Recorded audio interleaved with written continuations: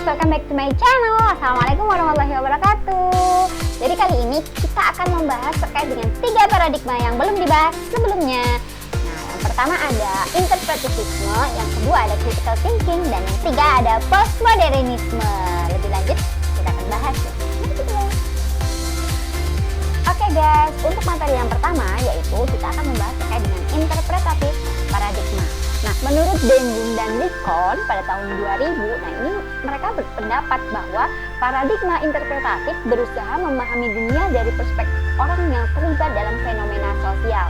Nah, si peneliti ini tidak mencari kebenaran absolut, namun mereka mencoba memahami makna yang diberikan oleh individu terhadap pengalaman dari diri mereka itu sendiri, gitu.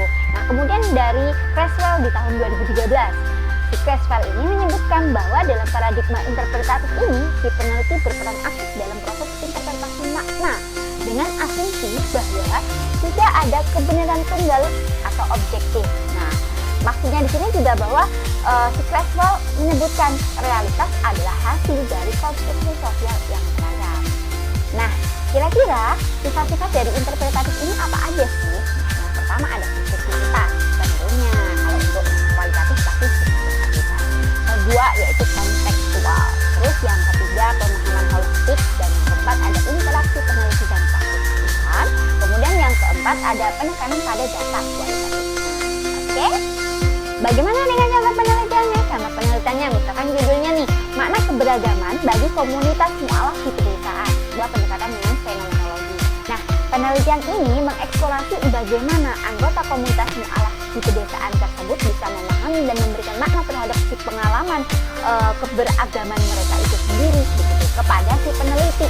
Nah, sehingga si peneliti tersebut itu akan terlibat secara langsung melalui observasi partisipan, kemudian ada wawancara mendalam, dan kemudian bisa menginterpretasikan hasil wawancara tersebut berdasarkan sudut pandang subjektif para partisipan.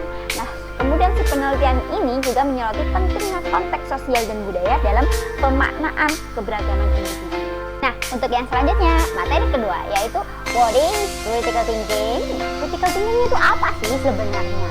Nah, menurut si Robert H. Ennis pada tahun 1985, nah beliau ini menyatakan bahwa critical thinking adalah berpikir reflektif yang masuk akal, yang berfokus pada penentuan apa yang harus dipercayai atau yang dilakukan.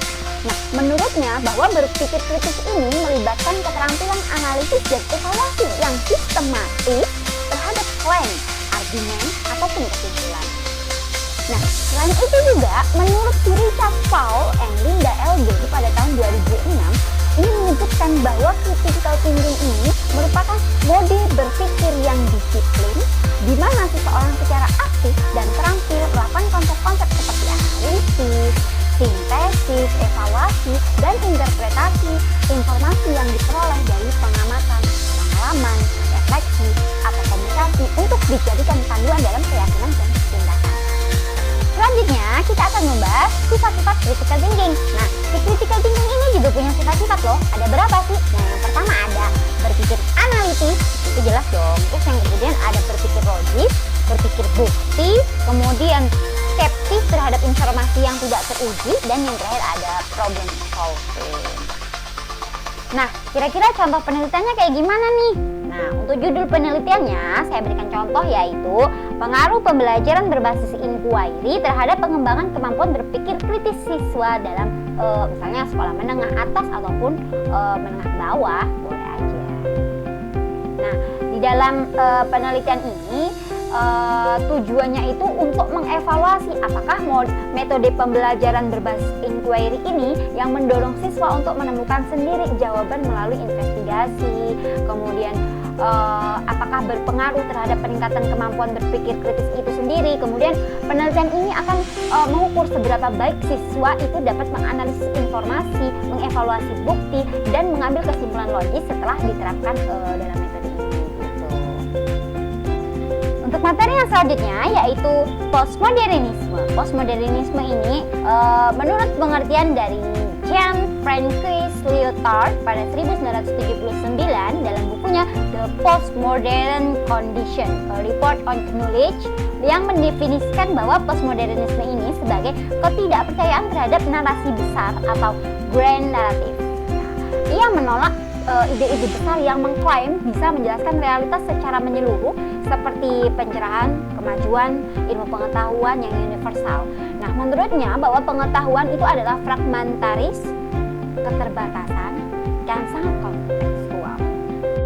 Untuk pengertian yang kedua, yaitu menurut Frederick Jameson pada tahun 1991 menyatakan bahwa postmodernisme ini adalah logika budaya dari kapitalisme lanjut, di mana seni, budaya, dan politik menjadi produk dari kapitalisme global. Nah, kemudian si postmodernisme ini bagi si Jameson ditandai dengan hilangnya batas antara tinggi dan rendah dalam budaya serta dominasi citra dan simulasi. Nah, kira-kira sifat-sifatnya ada apa aja nih? Pertama, penolakan terhadap narasi besar atau grand narrative. Yang kedua ada pluralisme perspektif. Yang ketiga ada relativisme kebenaran. Yang keempat ada dekonstruksi seperti gambar-gambar sebelumnya.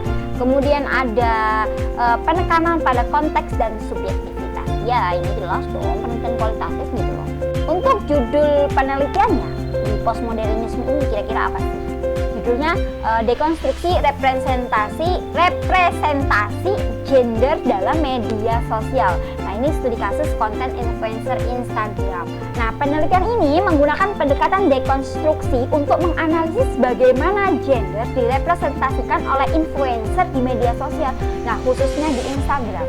Fokusnya adalah pada bagaimana citra dari narasi gender yang ditampilkan menciptakan makna yang bervariasi dan seringkali konstruktif, serta bagaimana hal ini mempengaruhi perspektif publik terhadap gender tersebut.